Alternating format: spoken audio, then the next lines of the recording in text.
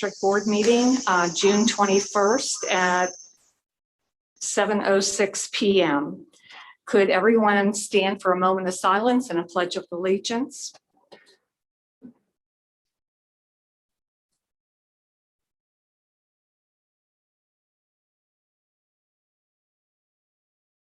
I pledge allegiance to the flag of the United States of America and to the republic for which it stands, one nation, under God, indivisible, with liberty and justice for all. Can we have roll call, please?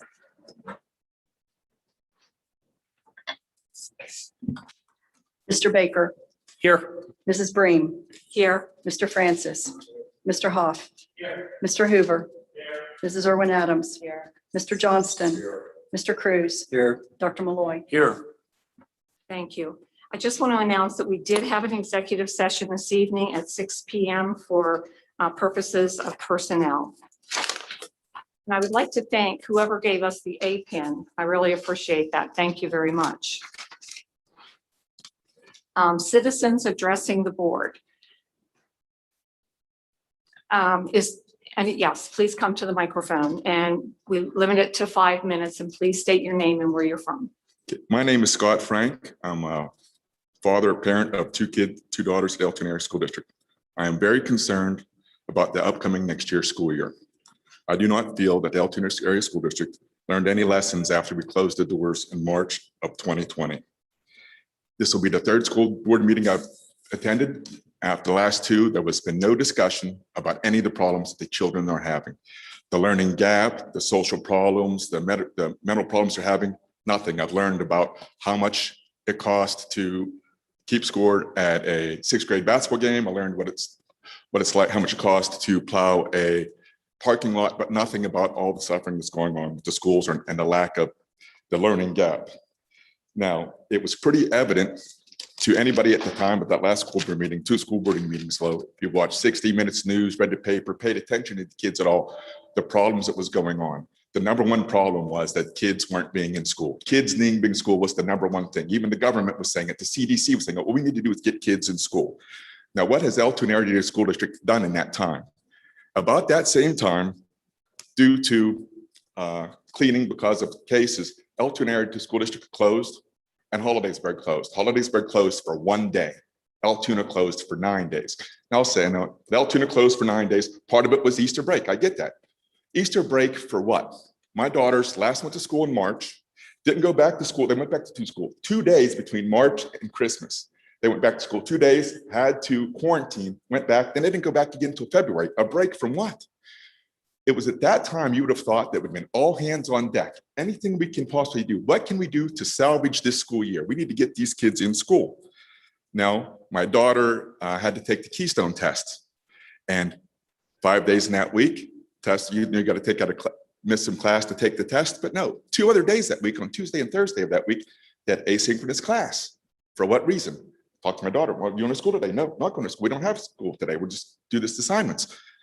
It's obvious that that wasn't working, but they still did it anyway. My oldest daughter, who had quarantined 3 times, Altoona School District tapped her on the shoulder 3 times this year and said, hey, you can't participate. You can't go to school. You can't do this. She missed her senior, the last time she was ever going to cheer as a senior. She didn't have a senior night. They only had 1 cheer competition all year, and they missed most of those were canceled. They had 1, and just before that, they canceled. So they didn't have practice for 2 weeks just before it. So she wanted to go to the prom. She didn't go to the prom last year. She wanted to go to the prom. So 2 weeks beforehand, which wasn't strange, as common occurrence at this school, was that kids stopped going to school. They got permission not to go to schools because they did not want to be quarantined, because if they were quarantined, they could not go to the prom. After the prom, I wanted my daughter to go back to school. I told my daughter to go back to school. She said, no, I cannot go back to school. It is not allowed. I did not believe her. I called the assistant principal. Sure enough, if you elected not to go to, so guaranteed if you go to the prom, you weren't allowed to come back. She was not allowed to come back. By that time, she was fully vaccinated, and I made sure they knew that. She was fully vaccinated. Although she'd only spent a handful of days in school year, she was in her senior year, she was not allowed back in this building for education. My youngest daughter loved art. She loved art, and when she finally got back into school, I wanted to follow up with her when she's having art. What's going on in art class? Talk to her about what's going on in art. how's going on to try to see what's going on. And I asked her what she does in art. She says, I do biology and art. I said, why do you do biology and art? And she said, well, because that's everybody screws around, just does biology, just whatever they're going to do. I said, what does the art teacher say? She says, well, we don't have an art teacher in this classroom. I go, well, who is in that classroom? She goes, you got a substitute teacher. Does he make you do art? No. So what is the art? She goes, well, actually they assign, even though they're in school, somebody assigns an art class and then you're supposed to do it and turn it in later. So we're paying an art teacher to teach a class. We're paying a substitute teacher class and nobody's teaching class. I didn't sign up for Draw Tippy in a magazine. No teacher for that whole half the year. I don't understand why. I can't understand why that would be. Now, my daughters suffered greatly, didn't do very well. But at the time of that meeting, we were told about certain things that were going to happen, and we're going to try to help out the kids that were suffering, the things we're going to do. One thing I talked about was the after-school program, which I was surprised at the very next school board meeting, there was no discussions about how many kids were attending, were the grades picking up, was this having an effect, what was happening. But the things that were promised for the summer was that there was going to be programs for the kids at summer that fell behind, or to get them interested in school, to want to attend school again, and maybe even drive the kids to summer school. Well, my daughter's a freshman going to a sophomore, okay? And there are no programs. You know what they have in Altoona? You have enrichment programs. Maybe Altoona needs to learn what the word enrichment means. The enrichment programs that the high school offers are, yes, driver's ed, gym, and health. Driver's ed, that's what they offer. Now, my daughter did very poorly. She went from a grade point average of the year before, probably about 96 to about a 70. So I was actually going to just sign her up for summer classes for summer school, even though she passed, but I was told she could not. But I was going to fight that. But then I found out that the summer school classes weren't even classes anyway. They were going to be asynchronous. There was not going to be a teacher teaching a class. Somebody's going to sign work and they just turn it in. You're not getting it. That's not the solution. That's the problem. In school teaching. I'm sorry to interrupt you, but we have to limit it to 5 minutes. You've gone a little bit more than 5. And, you know, I do appreciate what you're saying, but I think we are doing things. And I know I've had Mr. Hatch explain We to have everyone multiple what summer we're school doing. programs, What's both that? enrichment and remediation. I have over 700 students in summer school registered right now.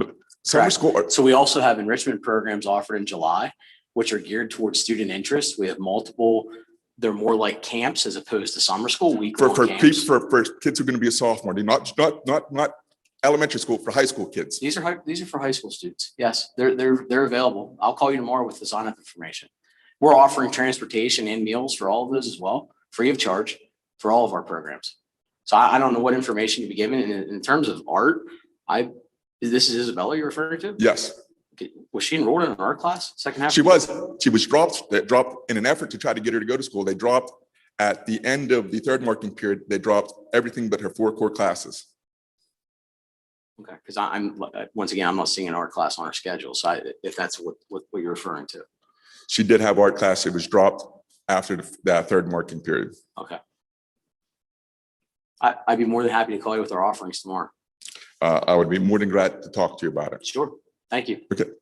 Thank you. Anyone else wishing to address the board?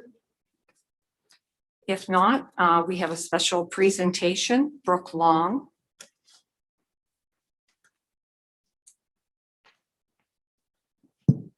Good evening. Before introducing our special guest this evening, I do want to point out, Mrs. Bream had mentioned the A-pin that you find on your desk. That was an appreciation card that went out from administration to all of our staff members, not just teachers, but every employee within the district. And the hope is that they would put their A-pin on their lanyard or on their IDs to remind them of Altoona and what that stands for. The second thing that you see sitting at your desk is a copy of our open house and dedication program booklet for those of you that were unable to make it. We had a great turnout that evening. I want to say we had probably close to 200 people that came through, toured the building, asked a lot of good questions, and all age ranges. So we were excited. We thought it went well. So with that, I'd like to introduce Brooke Long. I'm going to ask Brooke to come up. want to take a moment just to talk about the 2021 PIAA State Track and Field Championships. This was a unique year this year. They adjusted the meet because of COVID to a one-day meet. So these kids were under a lot of pressure to perform in just one day. If you've ever been to the state meet, coaches cannot be on the infield. So coaches are either in the stands or in Brooke's case, when it's jumps, they're close to the fence that they can give their coaching along the way. But a lot of that falls on these kids. At that point in time, they have to step up and take the reins by the horn and do it on their own. And I want to talk about that in a minute. We had 7 girls, including 2 alternates, that went to the state meet along with 5 boys. They represented Altoona at 11 events. Brooke, who we want to talk about this evening, was our 2021 state champion in the long jump. Interesting, Brooke placed first in the district championship in triple jump, placed second at the district championship in long jump, and in the AAA, only the first promotes to the state championship unless you meet the state standard, which Brooke did. And she was also a member of our 4x1 team. So just to give you a little background on the day itself, Brooke was a junior, she's a senior now. But the day, the weather was horrible. It was cold, it was wet, it was rainy. Not ideal conditions, especially for a sprinter. Brooke went into the triple jump, seated very high in the triple jump, placed 9th, missed the stand by 1 place. Then she went on to run the 4x1. They placed 9th, missed the podium by 1 place. And then she went on to the long jump. So going into that, she had already had what she probably considered 2 disappointing performances, which they were not. They were still good performances. But coming into that, she was not seated as high in the long jump. And it wasn't until her last jump that she won the state championship, and she won it by a 1/4 inch. So to see the look on her face and to see the look on, and I want to introduce Coach Damon Luciano. He's our jumps coach. And Damon is instrumental, highly instrumental in her performance. Don't get me wrong, Brooke has worked hard. She's worked hard on the off season. She's been a member of our strength and conditioning class that the board had approved probably 6 or 7 years ago. That started at the Sheets Center and has now expanded over additional classes at the senior high. And as a coach, we are seeing changes in our kids coming up through that program. You don't see it in the first year, you don't see it necessarily in the second year, but Brooke has put her time in. And Coach Luciano is a very important part of that. I also want to credit the other kids that were at the state championship. We represented, like I said, in 11 events, but we also had a 6th place with Austin Kravitz in the 110-meter hurdles. And we had a 3rd place in the long jump with Jake Adams. Again, a credit to Coach Luciano. And as a coach, to have a state championship, he will be the last one. And I offered him to speak tonight, and he graciously denied. That just shows how humble he is. But you know, the important role he plays in this is instrumental to these kids. So Brooke, congratulations to you. We're very proud of you. A lot of anticipation for next year. Do you want to say anything? Listen, our last state champion was Rachel Garrett in 2004, and that's the 2nd girl that we've had the state champions. So Dr. Priatel has a mountain lion on behalf of the district. Congratulations. Thank you. Mrs. Bream has, this is a certificate from the Pennsylvania Track and Field Coaches Association for the All-State Track and Field team. So congratulations. Thank you. Congratulations. On your Thank you.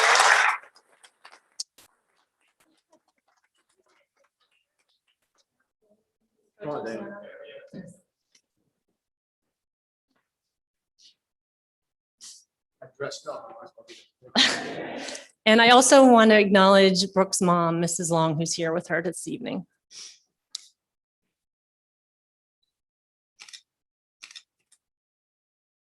Perfect, thank you.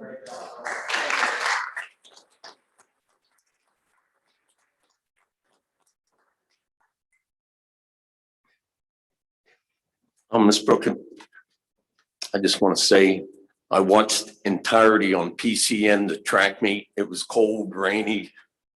You know, that doesn't make for loose muscles good for you. Congratulations, winning districts, beat state college girls, you know, it was always dominant year after year. A point, half point, it was close, half point, you know, it came down with 4x4. So, you know, good for you. That's a nice achievement. I came in 12th in high school states. I thought that was pretty cool, but first.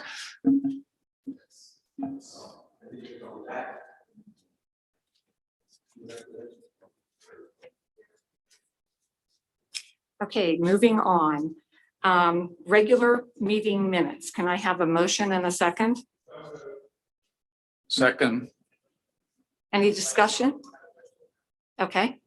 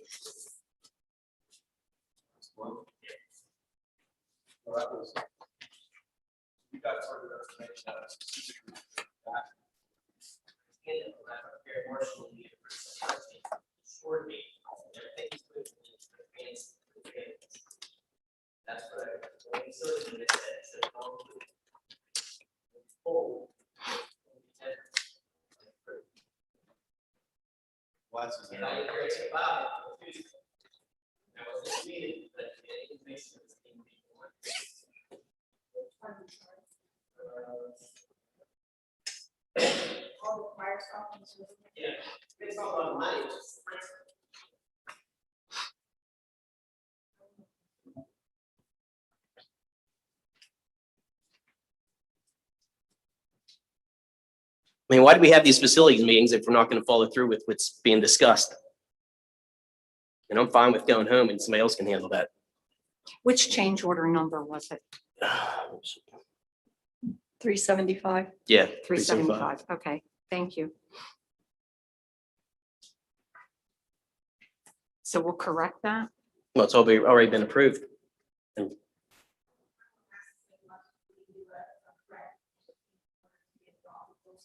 Okay.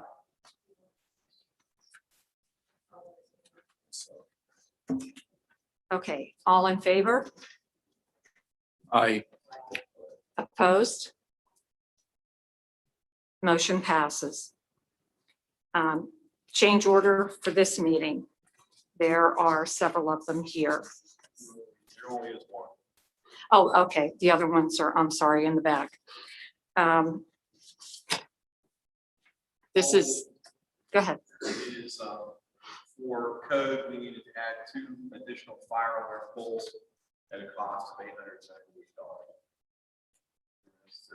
Certificate of occupancy price. Can we have a motion and a second? Second. Any discussion? All in favor? Aye. Opposed? Motion passes. Moving on to finance.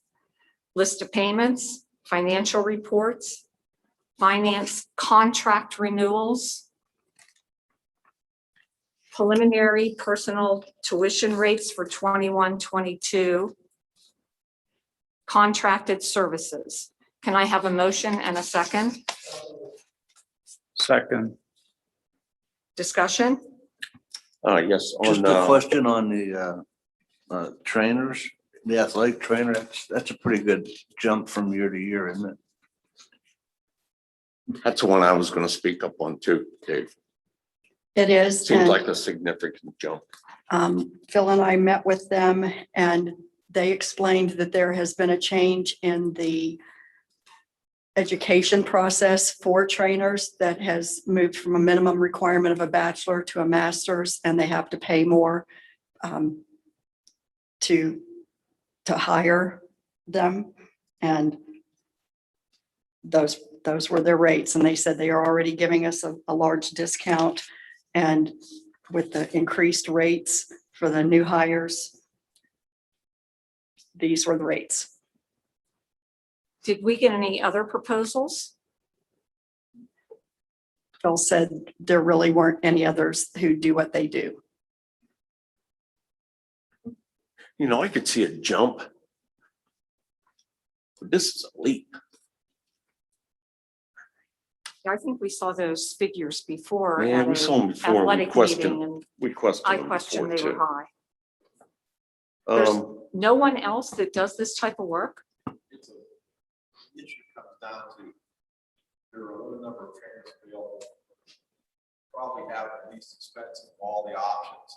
And when their rate goes up, it's not like you can find somebody else that's cheap because they were all more than. But did we put out a proposal to get those rates? That I No. don't know.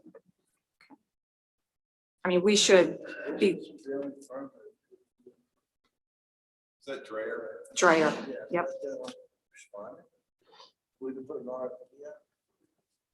Phil normally solicits a bid for the training expenses. So I'm sorry he's on vacation right now.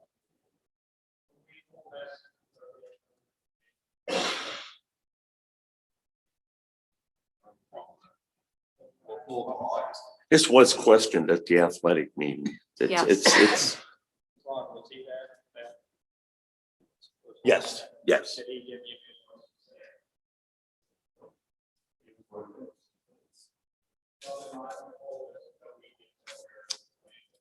And try to get some other bids. That's fine. So So I have a question that it ties into the rest of the things too. Later on in the meeting, is there a reason why we don't get people to give bids on engineering? Just why don't we open it up every year, even the law firm, engineering, this, why do we not insurance? Why do we just assume or think that nobody else is gonna apply or we won't get a better price? I just see it with a lot of stuff that we don't ask. I guess they're called RFPs or something. I don't know what they're called, but we don't ask to get other bids a lot of times. We just award it. We do RFP in most situations, and we get quotes for engineering services, et cetera. There are some times we have situations where we can't. It's with issue at Stevens. We have to get it done. We have to get it done quickly. We have to read it over to school. So it's a matter of time. So we went with the most reasonable option to get the Stevens engineering work done. We did have quotes and RFPs for the vast majority of the engineering we've had done in the district. For roofs, we had 2 or 3 different companies bid. For solicitor, normally you do not ask for an RFP for solicitor unless you have a reason why you no longer want to use that solicitor.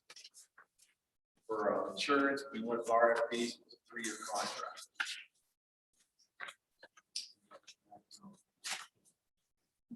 We will look into requesting input for broker of record next fall. yeah, I agree with that. I think we need to have competing bids, especially on insurance and any service that's a long-term service. We need to have more than just one person in there. And that's what's happened with our insurance, which is very frustrating to me. But yeah, I definitely agree. We need to get competing bids. I did have a question on the preliminary personal tuition rates. Do we have anyone sending their students here from another district and paying those rates? We have several teachers who are sending their children here annually, and also we need to establish the rate. I don't know how many people we have who are just flat out tuition do not work at the district. This year, we didn't have any. They were all teachers. Okay. Those rates seem pretty high, but I guess they're high at every school district. Okay. And the state sets those. Oh, the state sets them? I just had a question about the 7 periods per course. Don't we have 8? For the preliminary personal tuition rates, it says secondary per course for 7 periods, but we moved to an 8-period day, so I didn't, that probably impacts. That needs updated. I apologize. That's a good point. Okay, any other discussion? All in favor? Aye. Opposed? Motion passes. Moving on to education. Mount Olive Wishes Student Teaching Agreement. Mount Aloysius Dual Enrollment Agreement, Blair County Local Interagency Agreement, Operation Our Town Grant Adult Education, Operation Out of Town Grant Elect, volunteer approval. I'm sorry. Oh, okay. Volunteer approval and on-hand school Schedule G. I think I'm going to stop there because we have so many more. Can I have a motion and a second? Second. Any questions or discussion? A comment on 7B, that's the one I questioned at the previous meeting about displaying the Mount Aloysius marketing materials in the classroom. And I think Mr. Hatch reached out to them, and that language has been changed to make that optional, not mandatory, I believe. Any other discussion? All in favor? Aye. Opposed? Motion passes. Moving on, survey permission. Arts Altoona lease agreement. Track invitational meet. 2021-22 GED testing schedule. Emergency instruction time, 2021-22 approval. Secondary student code of conduct and backpack policy. And I put that in the form of a motion. Can we have a second? A motion and a second, sorry. Second. Okay, discussion on any of these issues? Could you explain the backpack policy? Yes, sir. We are recommending that we consider and for secondary students, junior and senior high school, that we require students that are going to utilize a backpack to come to school, that they must use a clear, transparent backpack for safety and arrival purposes. We do plan on continuing with our morning searches of all secondary students, and utilizing clear backpacks will streamline this process and make it more efficient and allow students and staff to get into the building much more quickly, as well as making sure that we're doing so in a safe fashion. We plan on having affordable backpacks available at both locations that we will procure. Families have the opportunity to purchase their own through local vendors. We are in communication with some local vendors to let them know of the change in policy if it is approved, so that they can have those in stock for our students and families as they move into the summer and start planning for next school year. If there's any family or student that is not able to afford a backpack, we will work with that family to give them an affordable option, and if necessary, a free option that we provide. So this will be publicized. As soon as it's approved, it will be publicized this week. Okay, Yes, thank you. sir. So the only other thing, while we're looking at the student code of conduct, I don't know if we should do this in policy, Ron, or what, but I'd like to relook at the dress code issue. There's a policy meeting coming up. We were gonna, we had a date, but set, but there's gonna be another policy. It was the 6th that doesn't coincide with some people. So there's one coming up. I'll let you know when it comes Okay, up. I thank know you. we had specifically talked, Mrs. Irwin Adams, about some of the concerns, and we had a extensive meeting with all administrators regarding language. And it was decided to leave the language that was in there, but had the option to change it in terms of, I know we talked short length and some other things, but we can definitely revisit those. The items that we changed were the backpack as a part of the appearance policy. So we'd recommended a change there. And we'd also recommended an addition of headphones to the language for audiovisual devices that we were not permitting during the day. We were experiencing a lot of students that have Bluetooth accessible headphones and things that were keeping them in throughout the day that were creating issues. So individual teachers can allow students to utilize headphones as part of their Chromebook package, but we're just requiring them to be in the backpack and not, or in the Chromebook case, as opposed to being in their ears while they're walking through the hallway.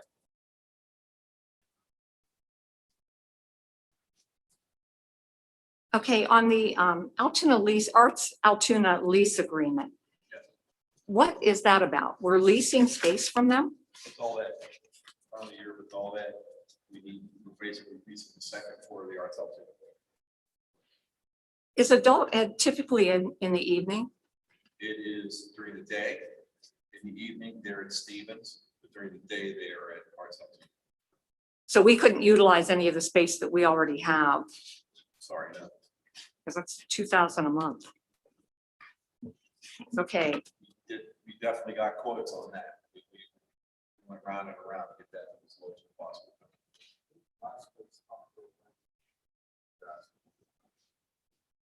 Arts Altoona raised their rent. The rent we have with them, it's the lowest rent we could get from any bidder. I mean, we went to Simonton and a few other places. And that was the best rate we could get. That's Arts Altoona. They raised it. No, we got half of what they asked. We haven't got half. Dr. P, when you're talking, can you turn your mic on? People are having trouble hearing you. Sorry. We basically took Arts Altoona's price and cut it in half. And because we sourced that every possible site we could get. And that was the lowest rate we could get. okay. Any other discussion? Yes, I have one on the invitational track meet. When we have sporting events, we use in our facilities. Is there money set aside for electricity, water, the use of our facility, or is it all just going to the officials and the event workers? I was looking over, and this was brought up also at the athletic meeting. These officials, it's just. If it's our And I main, know it is what it is, and it's like, this is what we want, but there's some pretty hefty, paychecks these guys are getting. if it's our event, there's no use of facilities fee, obviously. And the use of the lights, et cetera, becomes just part of the absorbed cost of athletics. If it's a PIAA event or a District 6 event, first of all, they're paying for all the officials, they're paying for all the security, they're paying for everyone, ticket takers, et cetera, and they're paying us a fee to use the facility. Yeah, these invitationals, the rates do seem a little bit higher. They're all-day events. These particular events fund themselves through the entry fees that come from the participating schools. So we are not outlaying any of the money. They're fully funded by the event themselves. And then,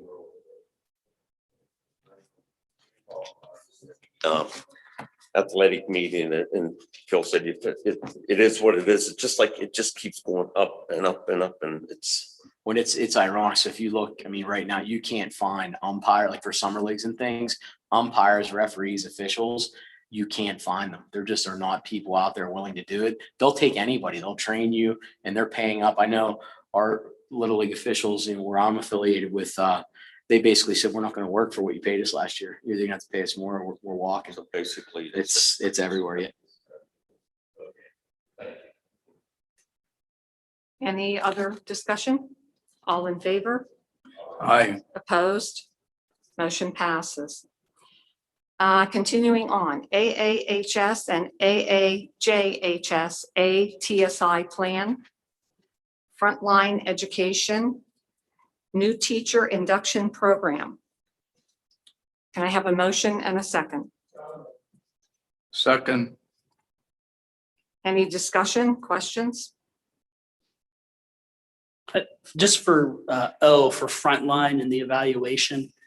I'm just assuming it's equipped to handle or will be any of those changes to Act 13. Okay. Yes, it will. Yeah. They're updated with Act 13. And also that's a replacement for something that we currently utilize. So it's a trade out. Anyone else?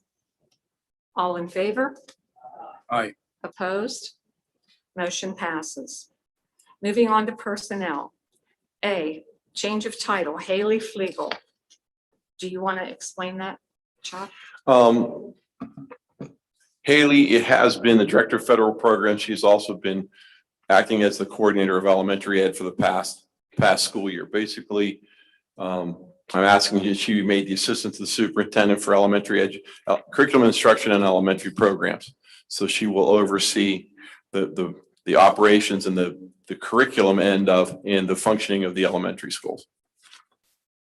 Okay, can I have a motion and a second? So moved. Second, Any discussion? these are basically the duties that Haley is doing now. Yes. Okay. Was that part of the budget cuts from last year?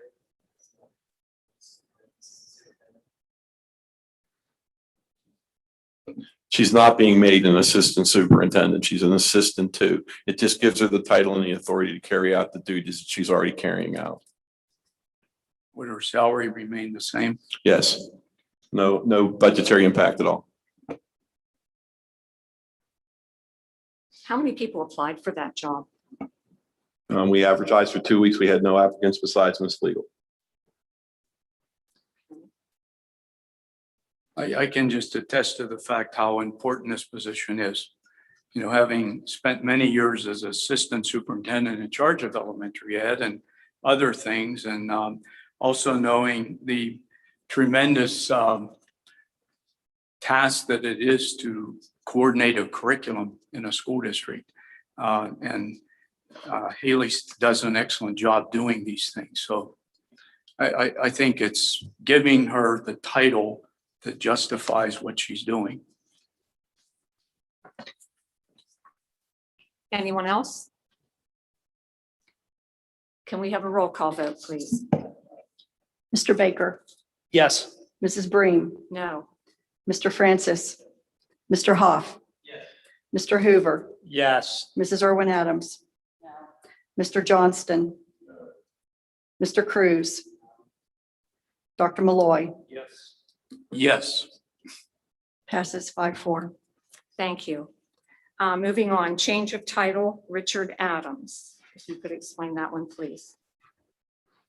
This is a shift.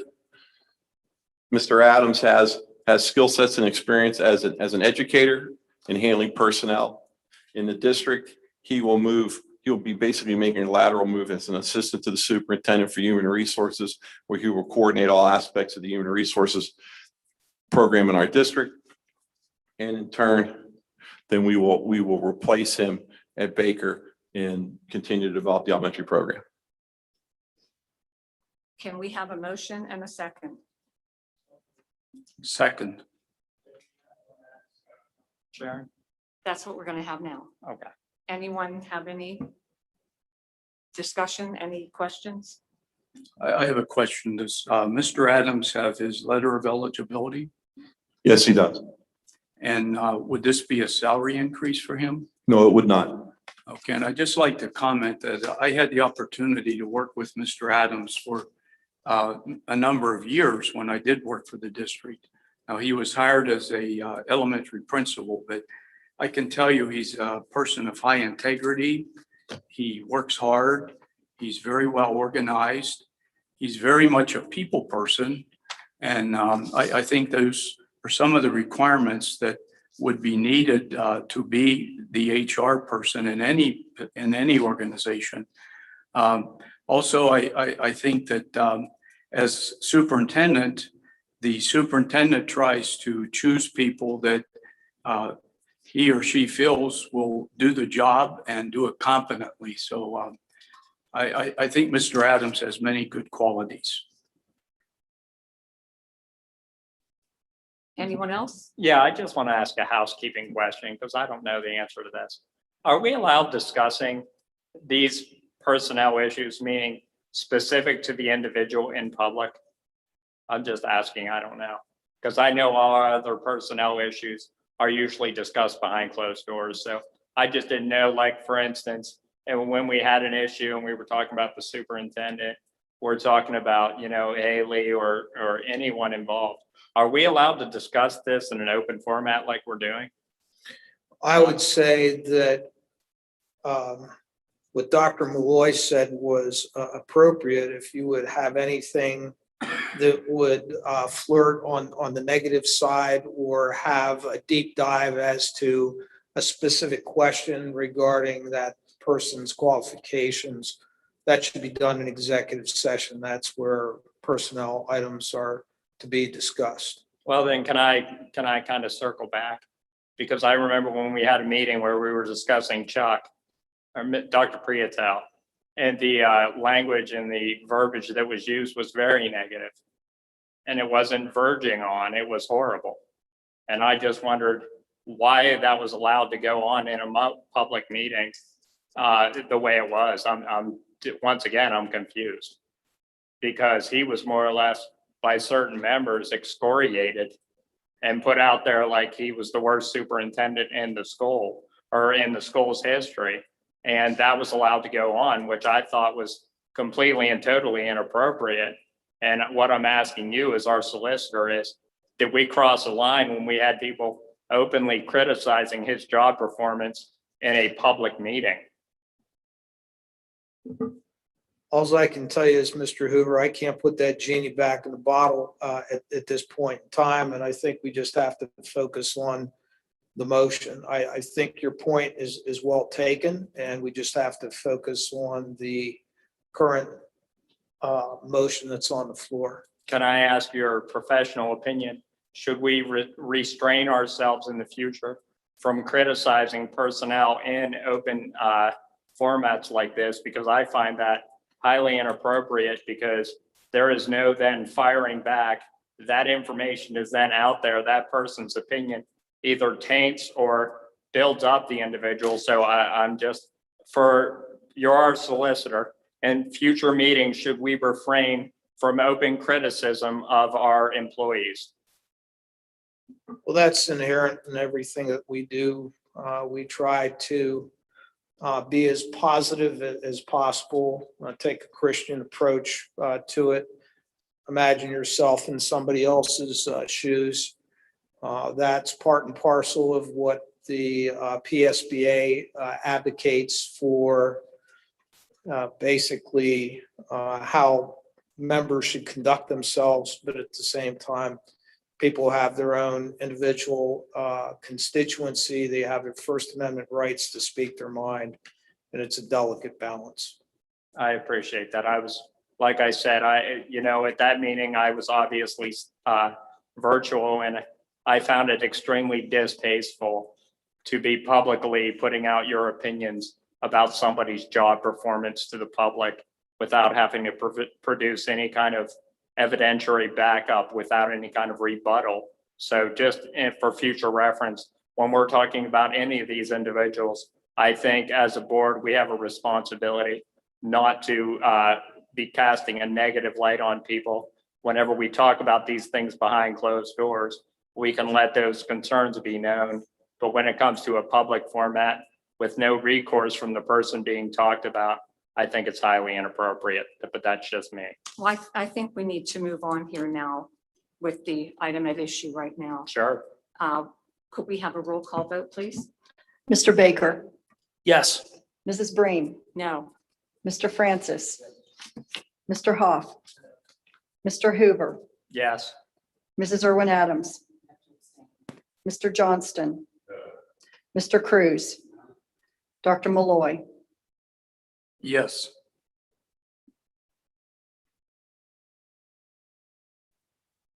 It's 4-4. Okay, so motion did not pass then. Okay, moving on. Personnel items. Can I have a motion and a second? Second. Second. Any questions, concerns? All in favor? Aye. Opposed? Motion passes. Student services, contracts and agreements for renewal. Number one, Blair County Drug and Alcohol Program, Student Assistant Program. Big Brothers Big Sisters, Blair County Juvenile Probation Office Agreement, Blair Family Solutions Contract, Blair Therapies Contract, Extended Family Programs Contract, Kids First Affiliated Services Therapy Agreement, Mir K Agreement, Beacon Light Agreement. Can I have a motion? Well, no, there's more here. Sorry. UPMC Western Psychiatric Services Agreement, Knowlton diagnostic agreement and pyramid soaring heights agreement and interim healthcare. Can I have a motion and a second? Second. Okay, any questions, concerns? If I may, these are our standard operating contracts that we have annually. Is there anything you want to add, Michelle? Okay. Okay, no comments? All in favor? Aye. Opposed? Motion passes. Business operations, summer food service programs. Capital projects. Capital reserve list of payments. Fall sports equipment. Could I put that in the form of a motion and get a motion in a second? Second. Any questions, comments? All in favor? Aye. Opposed? Motion passes. Okay, moving on. Athletic sports equipment bid, fall sports, authorization of payments, Amtran contract, natural gas basis rate, Act 50 hearing officer, postage meter agreement, tax office, vendor listing, AASD real estate taxes. Can I have a motion and a second? Second. Any questions? The Altoona School District real estate taxes, what is that? Exonerations to properties of the city. Okay, What is the total exoneration? Yeah, the city took those over as blighted properties and now own them. They haven't received exempt status. This is the back taxes of the previous owners. So they're asking us to exonerate that. okay. Is this like a similar situation to what they're having in the county where they're not? This is the way to choose the dollar tax. Okay, and we're involved in that as well, from what I read in the paper. Correct. We had to pay the taxes on the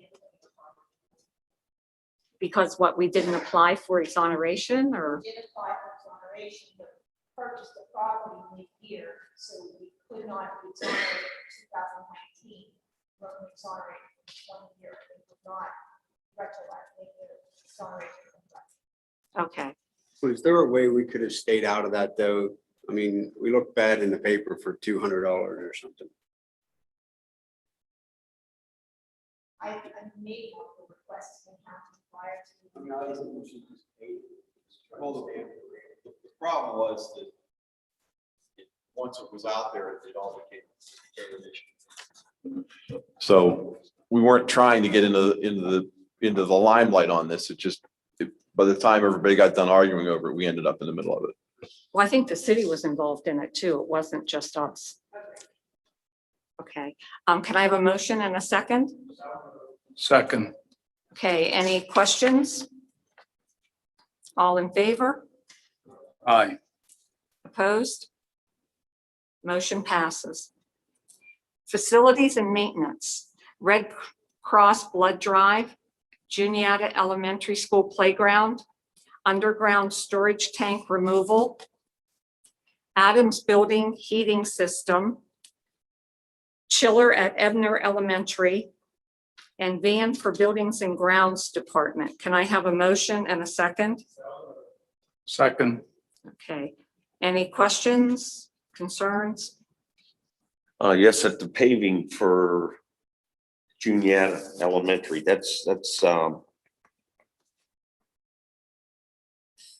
boy, I guess it needs done. That's a lot of money. I know we talked about it the other night, but It actually came in underneath the expected price. Because when they worked it up with an estimate, and it came in below estimate. How many lots? 2 lots, right? It's At Juniata, it's that huge playground. Yeah. Across the street, that lot across the street. was We already did that. included?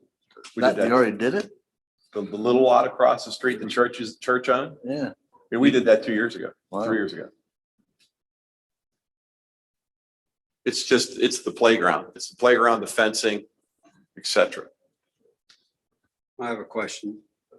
On the Baker School, I was talking to Eric about this, but so that 126,000, if we removed all the blacktopping at Baker, it was like 30,000 or something?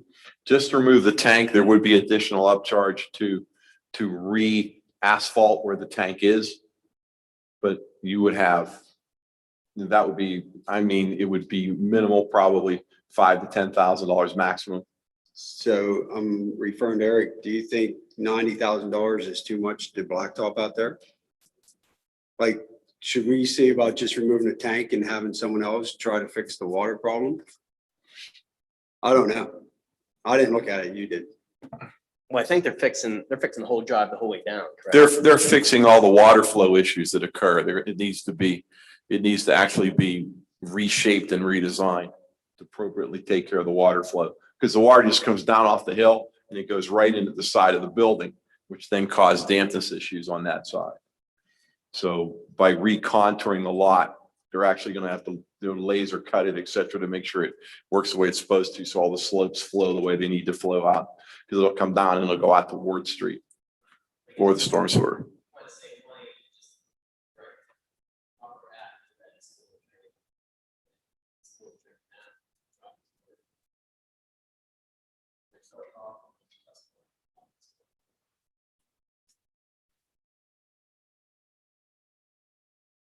Trevor? The other night, we were talking. Step up to the mic, please, Trevor.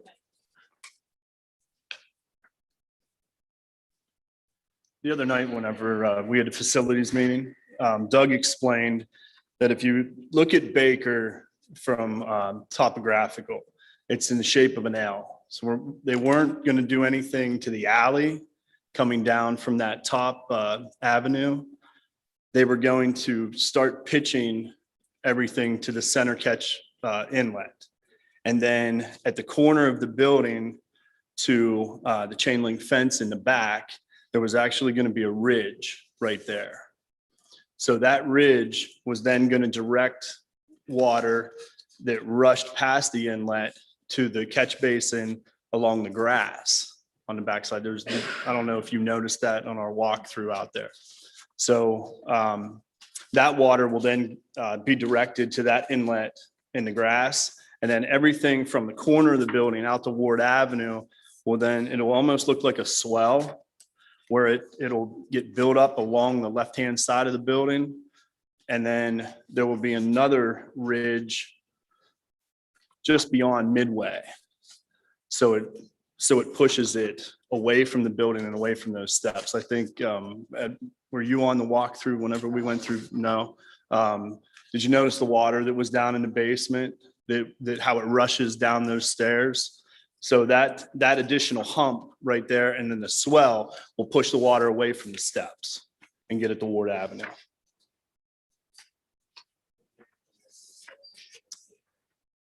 It will push the majority away from the steps. We could get rid of the sandbags. Like 90, I'm thinking 90%. I did not see any in that last rain. Mr. Adams would probably be better to talk to, but I didn't notice anything in that one room where we historically got water. But yes, it did come down the steps. And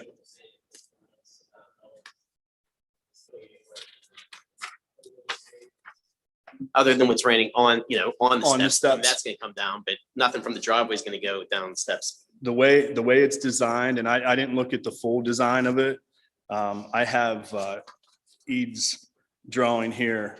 The way it was explained to me, there was going to be a swell and a ridge up against the building to push it away.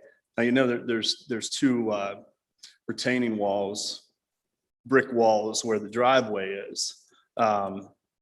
There's probably going to be a little bit that makes it there, no more than your normal rainfall that would make it down there, but the majority of the water is going to be directed away from those steps.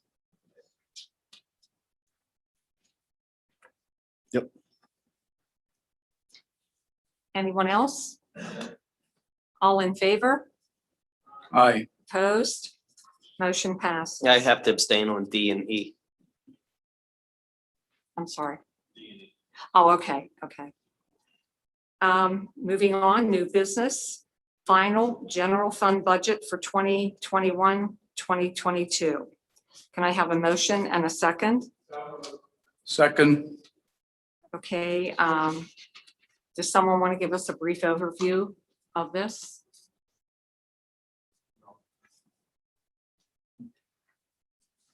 The budget that is presented here and that's been on display for the public is the budget that was presented at the May Finance Committee meeting with total expenditures of $116,862,460, revenues in the amount of $116,030,584, and it did not include a tax increase.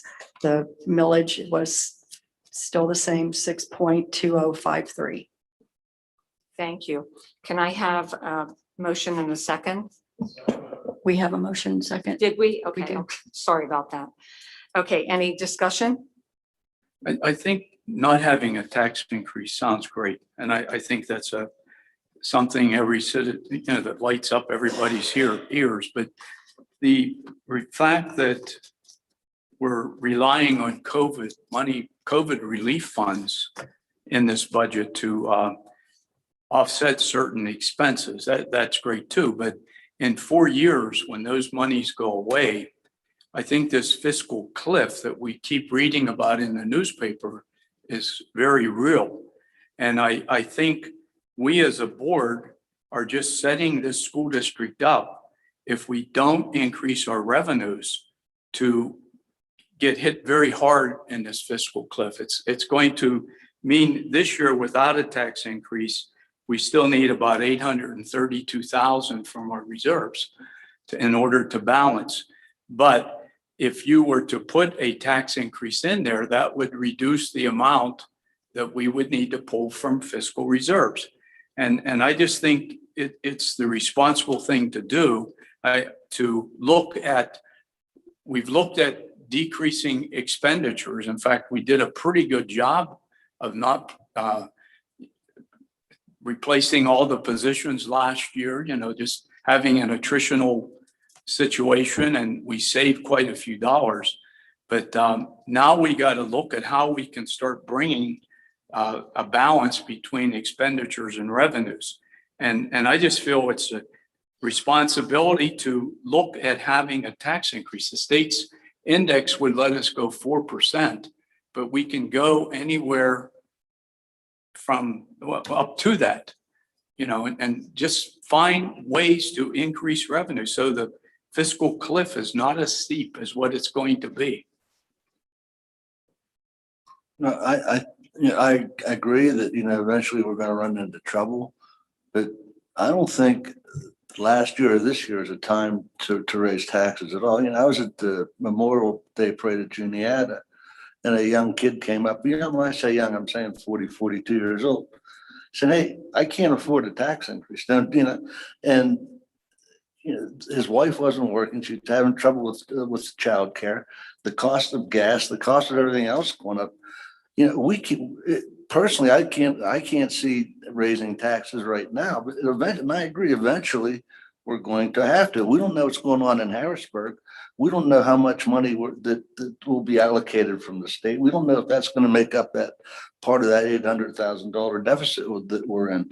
So there's a time that we have to raise taxes, which I agree on, but I just think last year we did the right thing, and I think this year we're doing the right thing, and probably maybe even next year, till we get out of this, this COVID thing, and where people can go back to work and go the way they were, and have a good paying job, not sit at home. And we also are a community that has a lot of senior citizens in it. And they just cannot afford these tax increases. They absolutely cannot. They are living on a fixed income, and people joke about that, but it's the truth. And, you know, they shouldn't have to make decisions on, you know, how to spend their money because taxes are going up and they really can't afford it. Yeah, I agree. You know, I agree. Here, with you and I, Sharon, we're up there and we're still working. Yes. And, you know, we're working, not necessarily because we need it, because we want to keep busy. Right. But unfortunately, there were people that retired and had a nest egg. And then something came up with someone health-wise or building-wise, that nest egg is gone. And we got to be, we got to recognize this, that happens to some people. It's, you know, it's not any, oh, you didn't do a good job planning your retirement. People did do a good job, but ran into some hard times. Right. And now inflation's hitting them. Oh, I mean, there's no way around that. They have to buy food. They have to, you know, buy needs that they have, and they're getting hit hard there. I mean, we just can't do this to our community. I think we just have to be tough on expenses all the time and just don't let up. I agree. You know, when young kids come up to you, you know, Juniata, you know, is a pretty good, pretty tight knit community. Yes, it is. And I didn't have a ton of people come up, but I had some come up to me, some elderly, and the young couple. And but they all said the same thing. We just can't afford a tax increase right now. Right. Can I say this? I'm one of those people, Sharon, you're talking about. I live on a fixed income. And I've also had myself, every family member I have going back generations, including my son, my nieces and nephews all graduated from Altoona High. I've been hearing for the 4 years that I've been on the board that we are a sinking ship. I've heard the term used again and again in meetings, bankruptcy, the state's going to come in and take over. I've heard that over and over again. And now I'm hearing, what I am hearing now is we can't afford to do this. Maybe down the road, we can afford to do this. Maybe down the road. And I'm going to tell you, maybe down the road isn't going to be any easier either. Maybe down the road isn't going to be easier because the same people are going to sit here, and whether it's 2, 3, 4, it's not going to be me, but maybe 4 years from now, when we're really in trouble and we're going to have to go above or at the index. And that's really going to hurt. Unfortunately, we are a non-for-profit organization. We don't have a way to raise money. We don't. And we can't cut our way out of this. Sharon, you yourself, I heard you say this school district is going bankrupt. Have you not said that in the past? I have, because of the debt that was taken on for the building of this We'll school. go with that. Absolutely. We will go with what you said. You're I saying will. the school district is going to go bankrupt. The only way that we can control that ourselves to lessen the impact is raising tax. Do I want to pay tax, Sharon? Nah, I don't. That's not. But the do only I way. think the school district is worth it? Yes, I do. And there's another issue we haven't looked at. We are going to run into, in a couple years, a major crisis on trying to find qualified school teachers. We are going to run into that.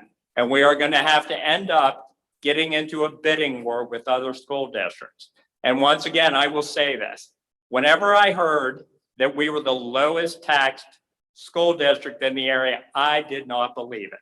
So I took a trip down to our tax office and found out not only are we the lowest taxed school district in the county and our surrounding counties, we are the lowest taxed school district in the state. The state. I want you to think about that, everyone. And once again, I'm going to say this. I am on a fixed income. I'm that guy you're talking about.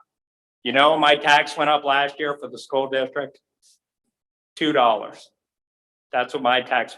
My house is estimated at $85,000. My tax for the school district went up $2. And I'm going to tell you, I'm willing to pay the extra money because of what this school district has done for me, my family members, my child, and hopefully down the road, my grandchild. Because I am proud that I went to Altoona High. I'm glad of the changes we've made at this district. I'm very proud to say I'm a graduate. And I think we talked about righting the ship. The only way we can start righting the ship is to start bailing. And the only bailing we can do is raise tax. We don't have to raise it to the index, obviously. We can raise it to where we need to, because I'm telling you, 2 and 4 years down the road, Sharon, you're going to say the same thing. You're going to say we can't raise taxes now because people are on a fixed income. And then we're really going to be in a sticky wicket. What I'm saying is this school district needs to raise tax right now because we have to stop the bleeding. And if we don't stop the bleeding, 4 years from now, I'm not going to be on this board, but 4 years from now, you guys are going to be faced with a real dilemma. And I, for one, am willing to do the things that it takes to try and save this school district from those very predictions that several members of this board made a couple years ago when Ed Cruz said, be honest, are we going bankrupt? Tell the truth, we're going bankrupt. If we're going bankrupt, if he truly believes that and the other people believe it, and the only income we can raise is tax, then we need to do it. So I think we should do something. Once again, we can control the millage of what we do. We don't have to go to the index, but we need to do something. We need to do something. You need If I'm to not- control expenses. And the reason that our taxes are the lowest, and I know I have said this before, and there is proof out there, and I know someone here is going to disagree with me. We get more federal and state money than the other school districts in Blair County. That's why our taxes are lower, because we get more of that money coming into the district. We don't have to tax as high as the rest of the districts do. And that is a fact. Go check it out. And if you're getting by with a $2 tax increase, you're very, very lucky, because the average individual is not just paying $2 more. Trust me, I know. We have other taxing, we have other It's taxing none of incentives. your business. We have other taxing incentives other than real estate also. I understand. So the thing is, in the last 4 years, how many times did we raise taxes in the school district? Once, Twice, isn't it? once. It was once. Twice. I'm And I sorry, the last believe how the many last, years? when was the last time we voted Last, on it? last 4 years, we raised taxes twice? Twice. Twice. So the last 2 years we didn't raise taxes, basically was due to what's going on. Is it feasible? Is it, can you look in the mirror and say we should raise taxes with people? I couldn't. I'd have a rough time looking in the mirror anyway, but I have I couldn't do it. I couldn't tell the public, I'm going to raise your taxes and you guys are hurting. You're unemployed. Your costs are going up. No, I feel very comfortable. My 4 years here, I raised taxes twice, and we should have. Maybe we should have this year, but when people come up to you and ask not to do it, a young kid, I respect their decision and I'm going to go by it. So whether we're right or wrong for not raising taxes, that's everybody's opinion. And I respect your opinion on that, and I hope you respect mine. Thank you. Fiscally, it makes sense to close the gap. We will see salary increases. We will see contractual increases. All these aspects are going to occur. We do have CARES, ARP, ESSER funding, which we can use to close the gap temporarily. The issue is going to come down to when those funds are gone, the gap will be that much bigger. So, and I understand and I respect everybody's position, but everybody needs to walk into this with their eyes open. Once again, I'm going to say this. We cannot cut our way out of this. There is no way. I've had my eyes wide open over the past 4 years. I believe, and my numbers could be skewed by a couple percent, but I believe 75 or 76% of our budget is salaries and benefits. How much of our budget is set in fixed costs when we're talking about building maintenance? We're talking about all these issues. What does that cost? I think it's like 10%, correct? Say that again. Our fixed costs after salaries and benefits, fixed costs such as 95% of our budget is dictated by contract and or fixed setting. I mean, we have to have transportation, we have to pay for gas, we have to pay for natural gas, electricity, water, et cetera. Thank you. So we are looking at roughly, we are looking at a total budget, and I'll say our budget, let's say 110,000. That may have fluctuated. Over 110,000, we are talking about 5% of our entire budget, which, by the way, we have made cuts. And we cannot make any more cuts that are going to sacrifice education for the students in this area. And that's my fear. My fear is that. And I truly believe, even if it's incremental, something small, we have to do something, because in a couple years, this snowball is going to keep rolling. I remember a meeting where we had this discussion about things were coming up. We needed a tax increase. And believe it or not, I was shocked Ed voted for a tax increase. That was very responsible, because this school district, we can't sell hoagies to raise money. So once again, I respect your opinion. I'm just letting you know where I'm coming from. As somebody who is a proud graduate of 1987, I would be more than glad to pay a little bit extra to see the students in this area graduate with a proper education from this school district, and to see our teachers and our other employees not have to go to other school districts and us have to fill those positions. That's just my position. I respect everybody else's. Well, and I'll just add that the state is our major funding source. The state, I understand, has informed us that you're going to see 4 years of no additional subsidy, flat funding. The federal government, respond to Sharon, provides 5%, less than 5% of the funds in our overall budget. And much of that is earmarked for specific programs. So yes, Altoona does get an awful lot of funding from the federal government in terms of dollars compared to other districts in this county, but we also have more students. And we have more students who live in poverty. We have kids that, they can't afford to pay for lunches. So we have a lot of free and reduced lunches that our school district has. I think one of the critical components that we need to look at is keeping up our salaries, because our teachers and our staff is the greatest asset that we have. And if we do not keep up, we lose staff, and we can't afford to hire staff because we just don't have the funds to do it. You're going to see increases in class sizes. You're going to see a reduction in extracurricular activities. You're going to see a reduction in the electives students can take. So it's almost like, yeah, let's throw the can down the road. But to me, as a taxpayer, I'd rather pay a little bit each year than get hit all of a sudden with a big amount.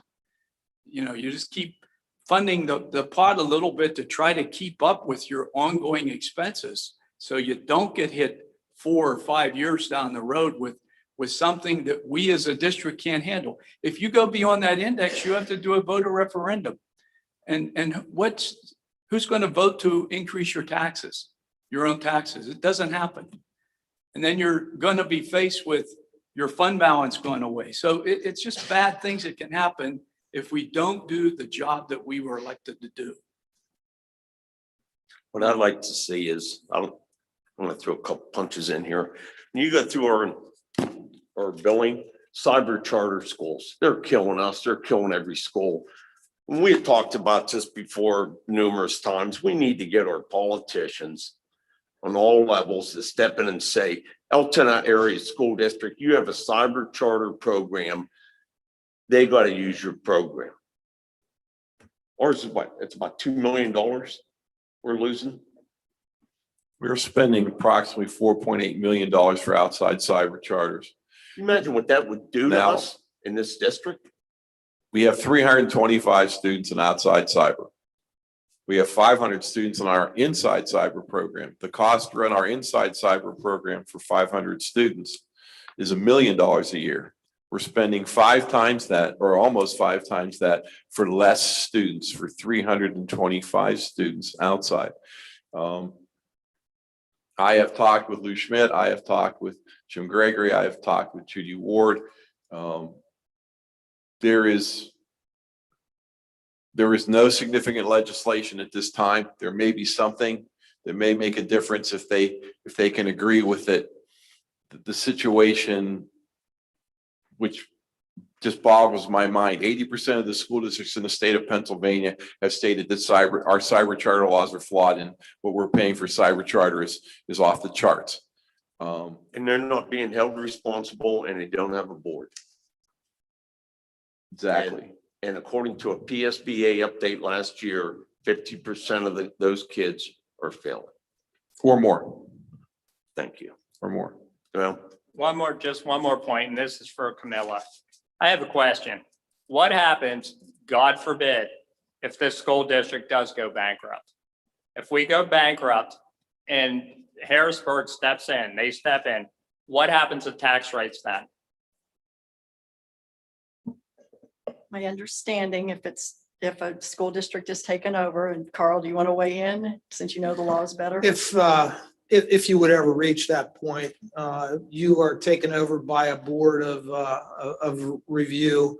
In essence, they come in, they put people in place. They will do the very best they can. The reality of it is they don't have the same powers as you do, like cities that go distressed, where you have the Department of Economic Development come in and say you have to cut spending by 20%. They don't have the ability to negate contracts. They can only recommend, but then they can proceed to level the taxes that you never did.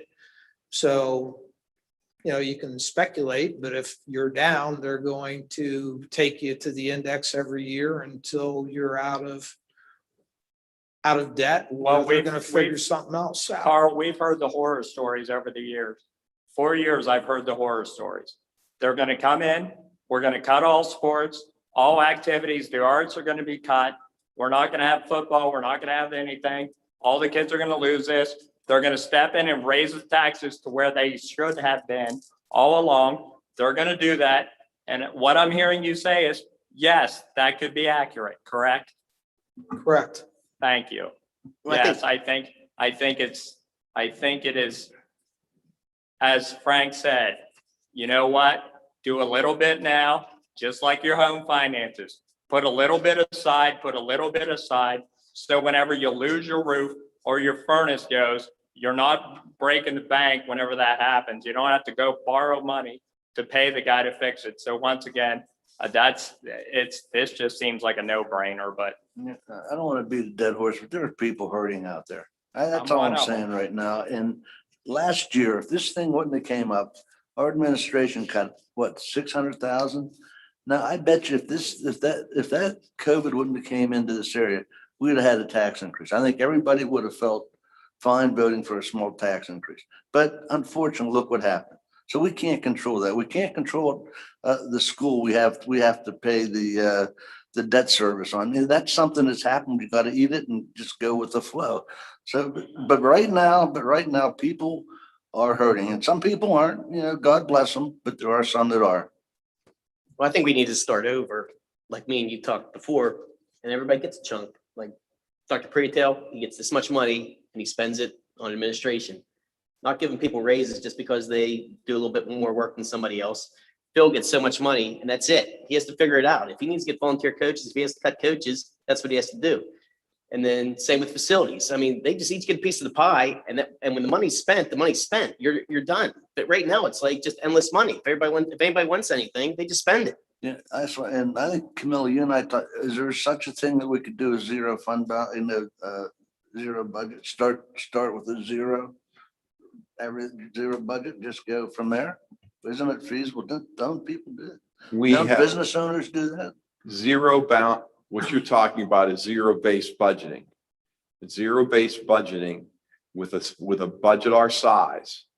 Everyone comes in to defend what they need, and you end up in a situation where you just the most effective way to cut is to cut. I do not agree with Eric. Because the problem we have is we have costs that we have absolutely no control over. It's not that we're paying for this and we're buying this and we're buying that. No. Tonight, you took care of a playground that is like the rolling hills of Dover. You took care of a liability in tanks, in underground storage tanks. You took care of a heating issue, which, we have sold off all our spare buildings. We have to take care of the ones we have. Okay. The things we are not frivolously spending. When you look at the staff we have and you look at our staffing numbers, we're adequate, we're appropriate. Quite frankly, our class sizes are reasonable, if not big, in most situations. And the thing that's driving our teachers pupil ratio is more or less a lot of our special ed services, where we're picking up a large number of staff, but that is added on top of our class size ratio. So the issue is, it's not that we're not doing what we need to do to balance the budget. And some people can say, you just need to cut. It doesn't work that way. We have an obligation to educate children. We have an obligation to provide these services. And we sat down and we've talked about, do you want to cut this? Do you want to cut that? Do you want to eliminate this? The problem is, we took $5 million out of the budget last year. But you also have costs that will go up. You will have transportation costs that will rise. You will have contracts that will increase. And those hard costs are what's driving our deficit projections and our budget. I mean, last year I was beside myself. We did all those cuts and all those pieces, and I'm like, well, what happened? And then we had to run a justification of the things that were beyond our control. This is where we are, is we're on the cutting edge from a budget standpoint. It's now programs, it's now options, and you're not going to cut special ed, because if you cut special ed expenses, you're going to end up in a situation. Now we're going to have lawsuits. So it's one of those things where those kinds of things aren't going to be changed. But the district, to be able to continue to take care of the things we need to do to, quote unquote, keep a strong school district, are going to be directly undermined. Now, I think you have 20% of your budget, 25% of the budget that you could look at. That you could do zero-based budget on. Well, and don't forget, some of those projects that you talked about, came out of capital reserve. Well, right, because we took money out of the fund balance and placed it into capital reserve. Yeah, we have it covered. But we're doing things now that really comes down to, we're running maintenance crews all over the place, and they're doing things that we used to job out. Those guys are busy straight through. Okay. This building, when they built the junior high, they paid $144,000 to move Keith Junior High and Roosevelt Junior High into that building. We did basically the exact same thing here with the elimination of that B building, what we had to do to move out and move in. And we did it all internally. Butterick is our only bill, with $12,000 for a year's worth of storage, or maybe a little more. Okay. We're doing the things that are necessary, but understand, you cannot cut your way to prosperity. And I understand where Dave's coming from, and I understand where Rick is coming from. But there's going to come a point in time where the only thing that's going to be left to cut is programs, and people have to be ready for that. Okay, now I will disagree with that. And you brought up transportation and you said the costs just go up and up and up. If you don't go out and bid your transportation, there are people out there that want to bid on our transportation. That's how you know that you're getting the best cost, is when you go out and get different competing bids. These companies, trust me, I know bus companies, they will compete to get the business. And insurances, we should always be bidding the insurance out. Because insurance is insurance. It's the same coverage. It's just someone may be willing to sell it to you for less. And these are the things that we have to be doing on an ongoing basis, and we're not. They throw up a brick wall. Well, it's easier for us if we just have one broker and we deal with one person. Well, yeah, and you're probably paying the highest price that you can possibly pay. Same thing with transportation. We get kind of thick-headed and think that only one, company can do it. And that's not right. That's not true. I'm sorry, but with all due respect, we bid the bus and we have the lowest price bus provider. And we've gone through and we have rerouted and we have cut and we've saved money on buses and we've cut vehicles, etc. To say that we're going to get a better price. To say that we're going to get a better price from someone else, that was just not in the cards from a bid standpoint. And as far as insurance goes, our insurance today for next year will be $20,000 less or more for the year than it was 11 years ago. The broker is a very small piece of the insurance. It's the companies that bid the actual insurance itself. That's where our savings is. The broker is a service. Right, but you need competing brokers that go after different companies, and that's where the competition comes. It's always the competition that will drive the price down if it can be driven down. And that's what we're not doing. And going forward, I'm sorry, but we are driving the price down. There's no question we're driving the price down, and we have done everything we possibly can to take care of and make sure we maximized every dollar. I disagree. Not when you put all your eggs in one basket. You're not getting a competitive. We didn't put our bid eggs in on all eggs in one basket. You The did. You way had one broker. We're only allowed to have a broker of record. The companies in a public school, CM Regent, will only quote for Altoona Area School District to one broker. They won't let three. Where did that come It's- from? Because it's the- prior to you giving them the 3 years to be your only broker, you did have competitive bids. I sat in on them.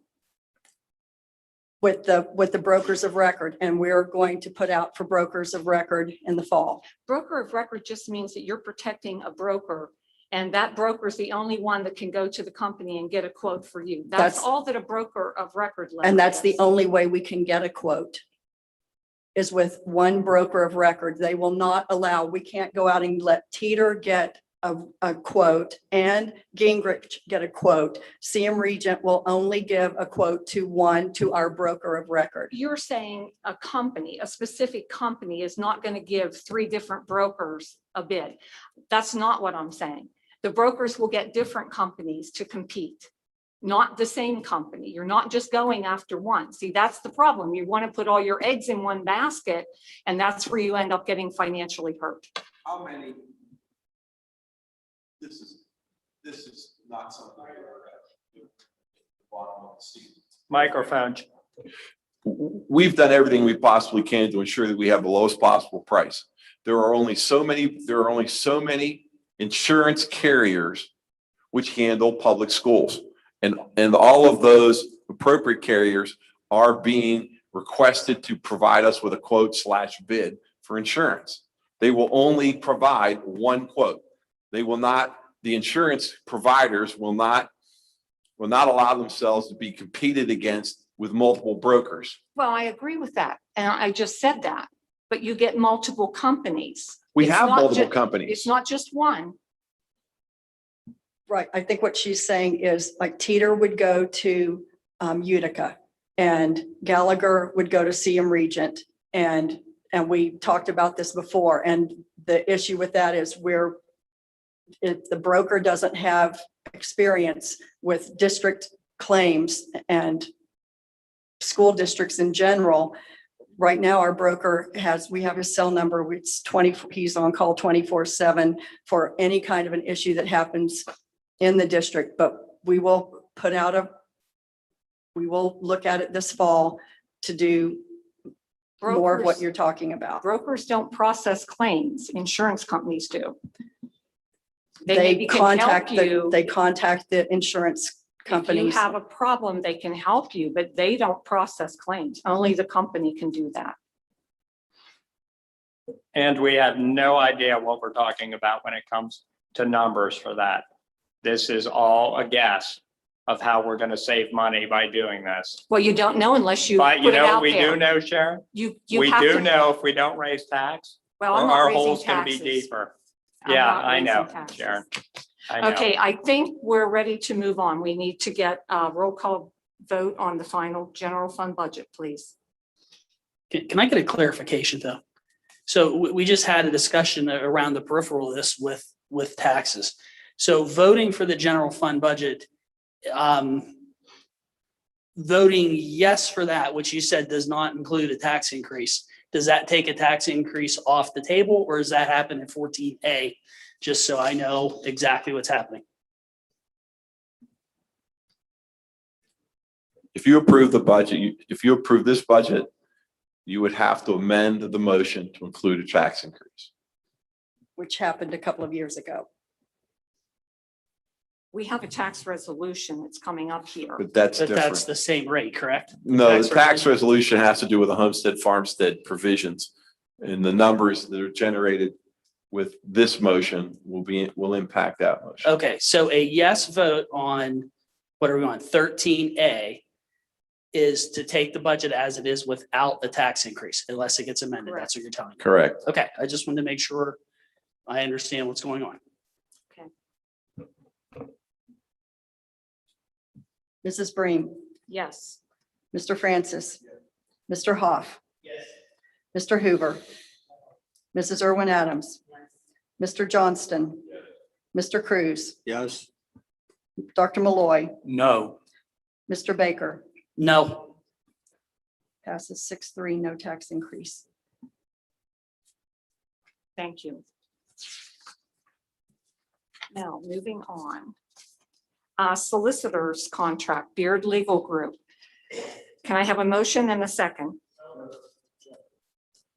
Okay, questions, concerns? I have a question. Carl, will you commit to definitely being our attorney personally for 4 years? Run that by me again? I'd like you to commit and not retire and stay on board. I'm not retiring for the next 4 years. Mrs. Breen, do you care if I comment in the scheme of things? No, go ahead. I know this comes up, and I know it says there has been an increase in 7 years, and that is in fact true. And maybe not everybody knows, I know we do these presentations that go on and off and say, this is going to occur, that's going to occur. We do represent a large number of schools, and we do pride ourselves on what we do as a collective group. We'd like to believe that we are like John Hopkins and Cleveland Clinic. You can always run into the store and there's 5 things on the shelf, but people don't always take the cheapest thing to save money. We've been here for a long time. That doesn't mean that we necessarily have to be here, but over the last 5 years, since Dave retired, we have been your solicitor, and I think you have to look at some of the things a lot of people have been involved. I don't know how much money you take in a business privilege tax. I would assume it's north of $1 million or $1.5 million. I think it has to be that high. But that was a huge win, and that was something that gives you anywhere. So if it's $1.5 million or $2 million over a 10-year period, gives you $20 million. If you want to look, I know Eric was there. I think Mr. Johnson was there. We had challenges when this project kicked off where some of your contractors wanted to stick it to you to turn around and pay for building permits. Now we jumped through the hoops, but the way that the AIA was written in such a way, if they didn't prevail, they had to pay all our fees, and that's what we do. We look out for the district's interest. Right there, that in and of itself was about $280,000, $300,000. During Dr. Priatel's tenure, we've probably had 7, 8 contracts negotiated. We're still working on 1 or 2 to bring that to fruition. There haven't been significant issues, personnel issues. I would say that there's probably been 50 to 60 significant personnel issues that haven't come to you in the way of grievances. The only grievance you had that actually went to arbitration you prevailed on. There's been a lot of other ones that are filed. They've all been resolved at a cost savings and a benefit to the overall operation of the schools. But to answer Mr. Cruz's question, I'm not going anywhere for 5 years. You have to give me a chance to like go to the Cleveland Clinic or, you know, take a vacation and Liz comes over here. But for the most part, yes, we will honor to continue to serve the district.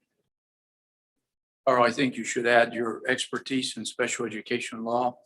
And that's, I know during my tenure here, it was probably a daily call, you know, to get advice so that the district didn't get into significant problems and lose significant amount of money to lawsuits. And Carl's advice in special education is invaluable.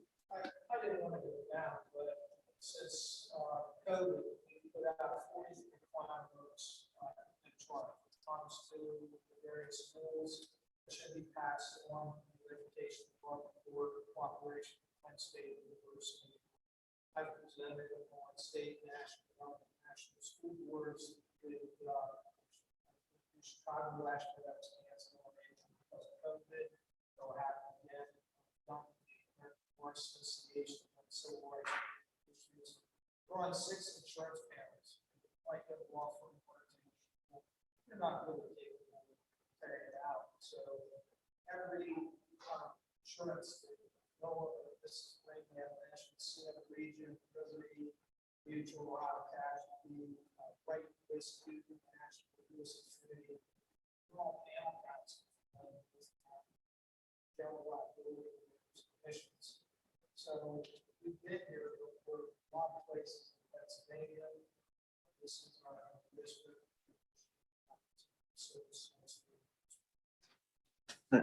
Carl, I don't know if a lot of you, I don't know if you remember, I know 29 years ago, I went to my first PSBA meeting and the presenter said, 2 people you don't want to mess with is your solicitor and your auditor. And I think we got a good solicitor and I know we have a pretty good auditor. Thank you, Dave. You know, I like to say, Carl truly is looking out for the district. Anytime I ever had a question or he always got back to me. Thanks, Carl.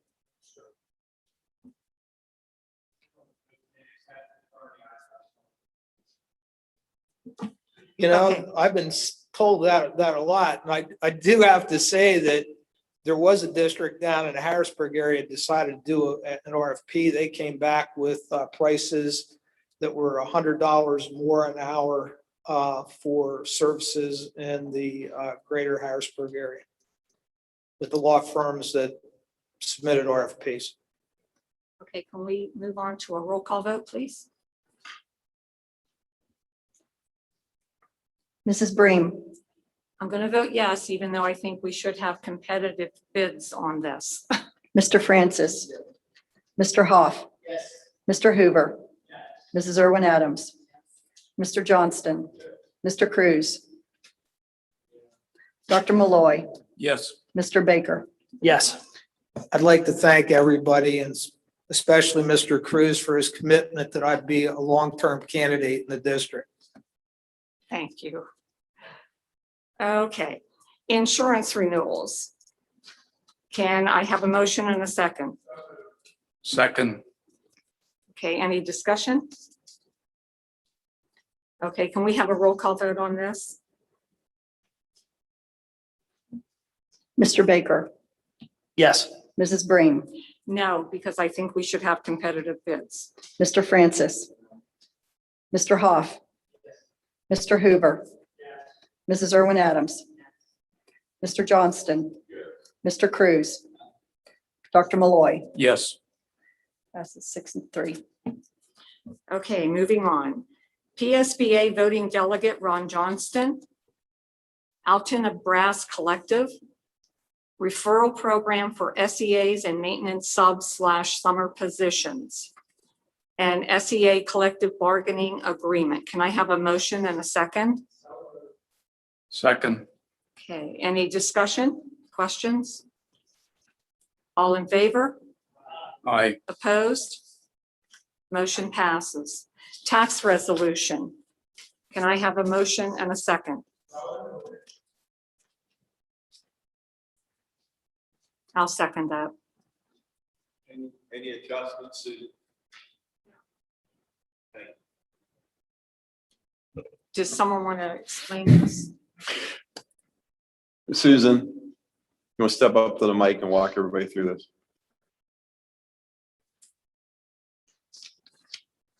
The paper title of the tax resolution just reaffirms that our tax rate continues at 6.2053 mils based on the certified assessed value from the county dated June 1st, 2021. The homestead farmstead resolution apportions the homestead deduction for people that have applied for it in the district. Between homesteads and farmsteads, we have 12,840 properties within the district that have applied for that. It's an automatic thing. When you apply for it, you're automatically included in the pool for the money that's apportioned. This is the gambling tax funds that are given to the state for property tax relief within the district. Okay, thank you. Can we have a roll call vote on this, please? Mrs. Breen, Yes. Mr. Francis, Mr. Hoff, Mr. Hoover, Mrs. Irwin Adams, Mr. Johnston, Mr. Cruz, Dr. Malloy, Yes. Mr. Baker. Yes.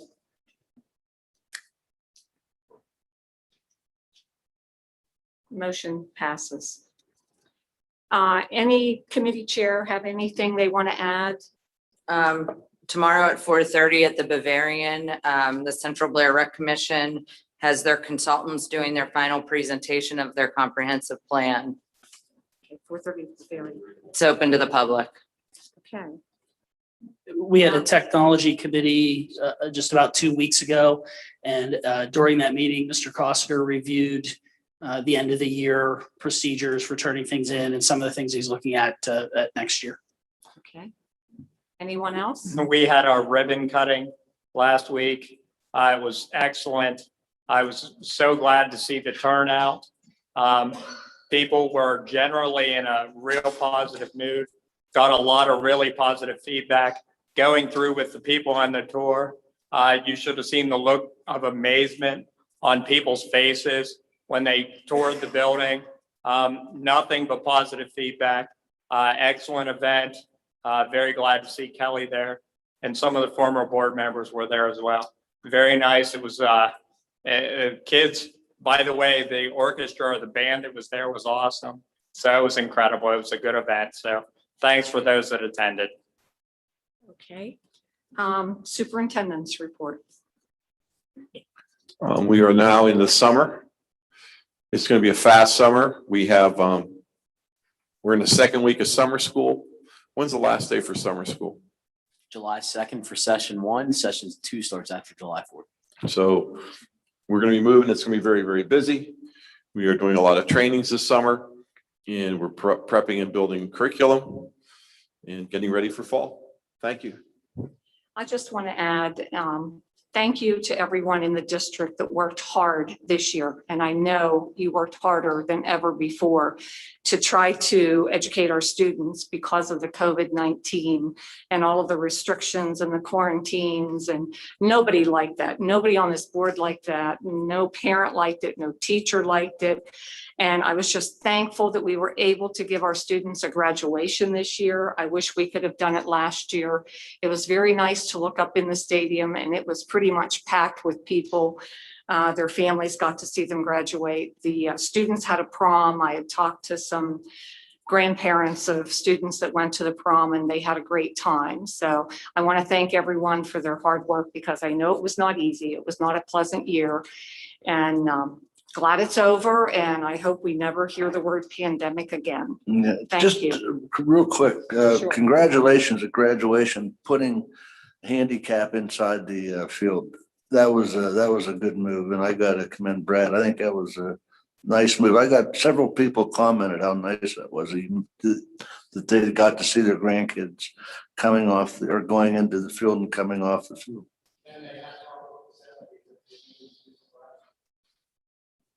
right. Okay. You know, I like to say it was nice seeing the students graduating with the military sashes. Yes. That's something new. You know, we congratulate them. That's nice. It's very good. Anyone else? Meeting adjourned. Thank you, everyone.